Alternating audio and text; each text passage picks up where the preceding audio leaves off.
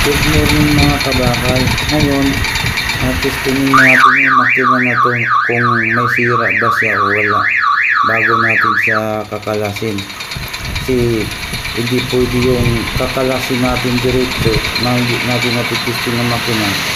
Baka pag binalik natin mayroong part na hindi gumagana, isisisi pa sa atin. So ngayon, ginawa, tinisting muna to para malalaman.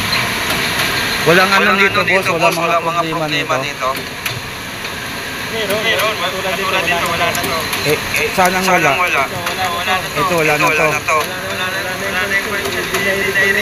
Nakadirect na yan, okay. Tapos alin pa ang ano, wala dito. Ito lang. Ay, ito nga hangin.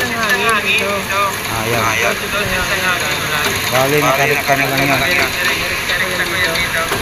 Ito lang isa. Tapos yan, pag hindi nililipanan, nag-circle. Pag hindi nilalagyan ng nililipan, nag-circle yan. Yung gano'n yan doon sa hilid. Oo, yung servo mo. Tingnan ng gano'n.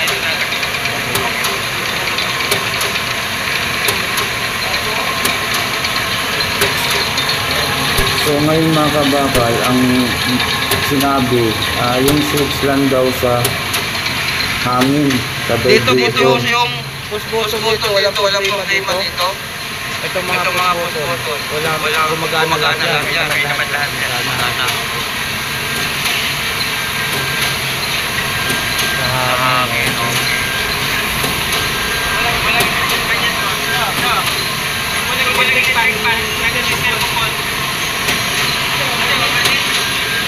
Sinabi ng operator mga kabakal ay yung control kailangan lagyan ng servo.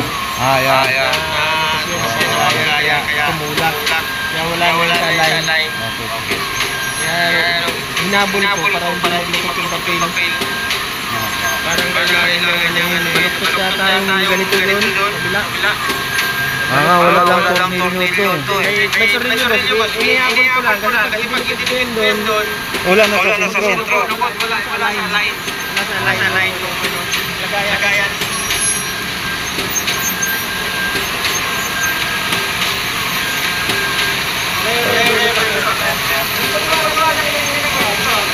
Ngayon nakita na natin kung ano mga problema yung ibang part. Para pag binalik natin, hindi tayo mga ngamba. Baka mamaya ibibintang sa atin na sabihin, buo naman yung lahat, pala hindi buo. Kaya yun, maganda yung bago natin kakalasin yan, bibidyohan natin lahat. Kagaya nung sinabi niya, yung servo motor nag-a-alarm, kailangan daw tapatan ng ventilador para mawala yung alarm. So at least nakikita natin yung ibang problema, hindi na natin sakop yun. Yung mga kabakal yun yan, kagaya ng mga kabakal, may sira, medyo baluktot yung sapil. Ganda yung sigurado bago natin papalasin. Maganda naman yung takbo niya, wala namang problema sa takbo niya. Kaso lang yung ibang parts, may problema yung ibang parts.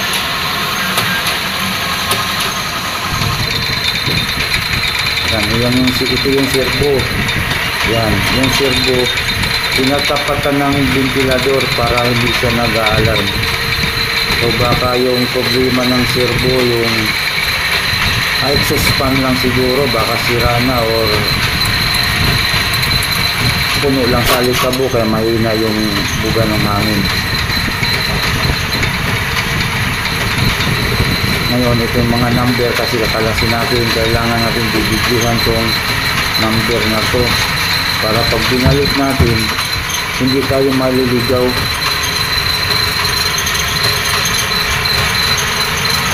Para dito yung kabit ulit natin, hindi tayo nangangamba kung saan banda natin ikakabit to.